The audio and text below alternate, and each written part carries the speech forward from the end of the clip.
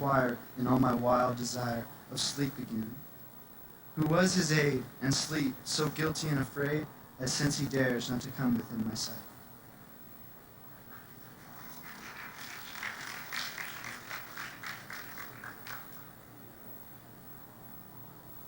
I'm going to be reading an excerpt from Julius Caesar, written by William Shakespeare, and it's the Brutus speech. Romans, countrymen, and lover, hear me for my cause, and be silent that you may hear me. Believe me for mine honor, and have respect to mine honor, that you may believe. Censor me with your wisdom, and awaken your senses, so that you may a better judge. If there be any in this assembly, any dear friend of Caesar's, to him I say that Brutus' love for Caesar was no less than his. If then that friend demand why Brutus rose against Caesar, this is my answer. Not that I loved Caesar less, but that I loved Rome more. Had you rather Caesar were living, and to die all slaves, than that Caesar were dead, and to live all free men? As Caesar loved me, I weep for him. As he was fortunate, I rejoiced at it. As he is valiant, I honor him. But as he was ambitious, I slew him. There are tears for his love, honor for his valor, and death for his ambition. Who here is so base that would be a bondman? If any, speak, for him I have offended. Who here is so rude that would not be a Roman? If any, speak, for him I have offended. Who here is so vile that would not love his country? If any, speak, for him I have offended. I pause for a reply.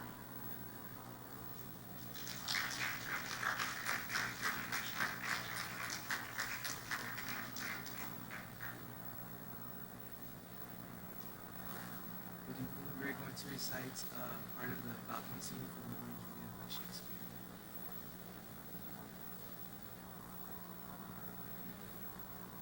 Just at the stars that never go.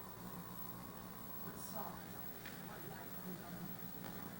It is peace and human peace.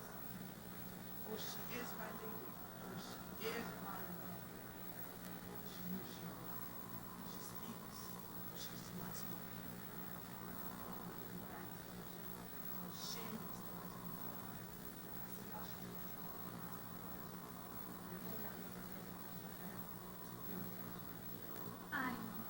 Oh, she speaks again.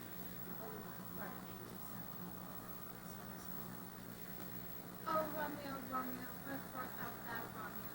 To deny thy father and refuse thy name. Or if thou wilt not be sworn my love, I'll no longer be thy name. 'Tis my name that is my enemy. Thou art thyself do not amount to me. What's in a name, in which we call a rose, and any other one is meaningless to me. O Romeo, doff thy name, and for thy name, which is no part of me, take all myself.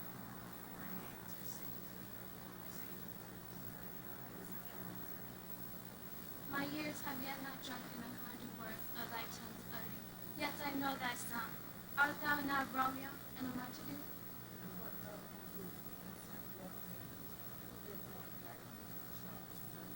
If they see thee, they will murder thee.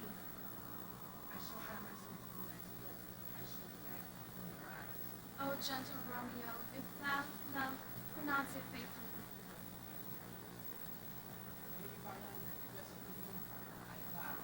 Oh, swear not by the moon, but in constant moon. Don't swear at all. My love is deep. The more I give to thee, the more I have, for both are infinite.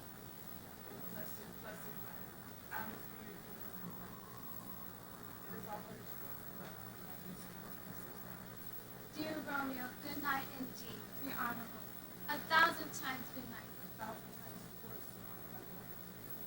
Good night, parting is just sweet sorrow, that I shall say good night to the tomorrow.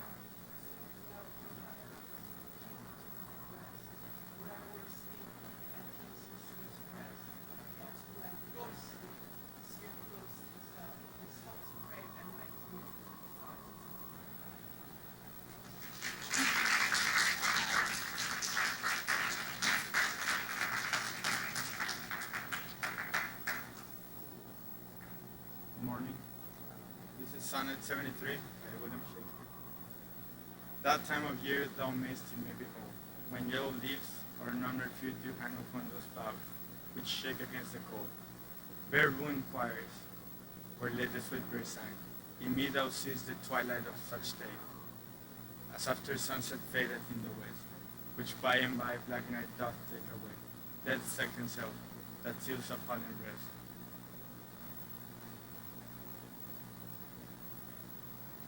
In me thou seest the glowing of such fire, that on the ashes of his youth doth lie, as the deathbed whereon it must expire, consumed with that which it was nourished by.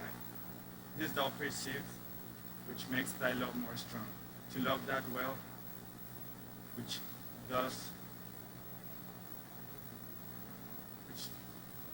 must live ere long.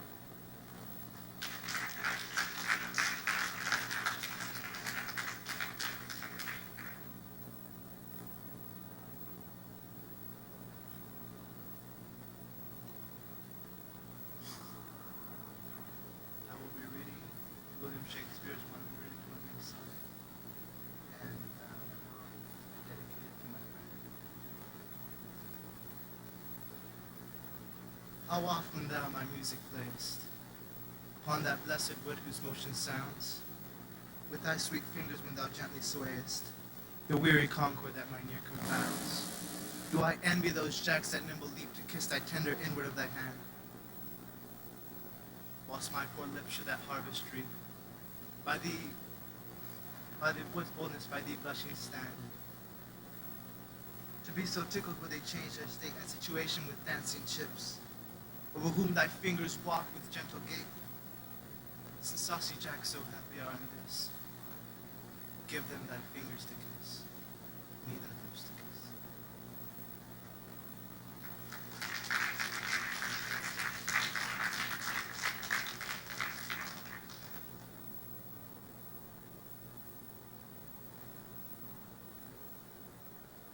I will be presenting Invictus Paladin Chronically, and it is a poem portraying Pride of Life. Dark as the night that covers me, black as a pit from pole to pole, I thank whatever gods may be for my unconquerable soul. In the fell clutch of circumstance, I have not winced nor cried aloud. In the bludgeoning of chance, my head is bloody